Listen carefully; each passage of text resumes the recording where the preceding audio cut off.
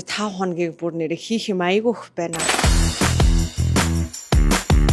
Сайн байцгаана уу? За сэтгүүлч болортой яа байна. Би өөрөө 3 хүүхэдтэй. Тэгээ манай том охин маань болохоор одоо яг өсвөр насн дээрээ явж байгаа. Тэгээд өвлийн одоо энэ урт амралт бүр 45 хоног амарна.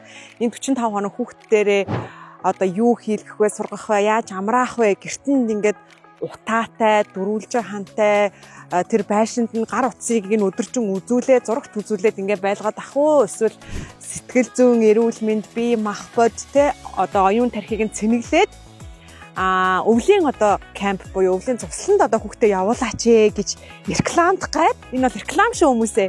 Тэгээд Монголика дээр ирсэн байна. Байгаль их сайхантай, цэвэр агаарт Улаанбаатар хоттой бол ойрхон нэг 20 км л байгаа. За хүүхдүүдийг хичээллэх том юм саруулхан цэвэрхэн заалт танхимтай.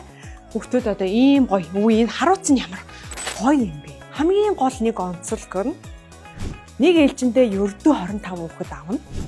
Тэгээд нэг багшд 5 хүүхэд орно. Глен багш байгаа. Тэгээ бас нэг эмэгтэй багш байгаа. Ингээ 2 Филиппин багш англи хэлээ заана. Нэг туслах Филиппин багш байгаа. Ингээ 3 Филиппин багштай, 3 Монгол багштай, нийтдээ 6 багштай байх юм билээ. Тэгээ пажама парти гэж хийн. За тэгээд юм гоё юм буфет хоол гэдэг юм. Хүүхдийг ер нь яаж одоо сэтгэлийг нь хөдөлгөж, сэтгэлийг нь одоо сайхан ангааж, тэгингээ одоо хичээл номыг нь давтуулаад, шинэ хичээл заагаад, хамгийн гол нь дурсамжтай, тоглоомын хөгжөөнд найрсаг, тийм айж ичихгүй гоё юм уур амьсгалт хүүхдүүдийг нь амраах юм билээ шүү. Хамгийн гол нь эдний хоолын үнэхээр гоё амттай байна. Бүр хөөс гоожоод сууж ин бид гурав. Чи Глиний хөөсийг татаж харуулах юм уу баг? Таталтгүй оргиж байна.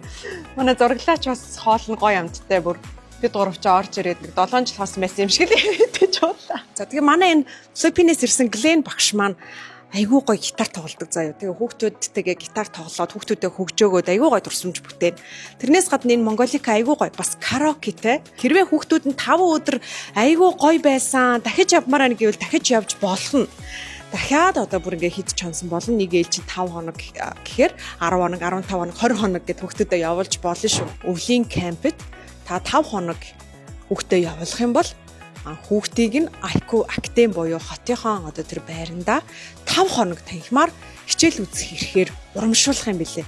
Тэгэхээр нэг сумаар 2 туулаа будчихж байгаа байхгүй. Хүүхдээ өвлийн кампэд сайхан цэвэр агаарт хоол хүнстэй гадаад багштай 5 хоног хичээллүүлчихнэ. Тэгээд хотын одоо Токио таунд Айку Актемийн тэр байранда 5 өдөр монгол хэл, англи хэл, гадаад хэл гэсэн одоо хичээлүүдээс сонгоод хүүхэд хичээлчих боломжтой. Хүүхдээ өвлийн кампэд амраах энэ сурчлагыг маань үзсэн танд их баярлалаа. Дурсамжтай, хөгжилтэй өдрүүдийг ээж аав бид нар хүүхдүүдтэй бэлгэлцгээе. За ингээд Айку Актемийн өвлийн кампэд урьж байна.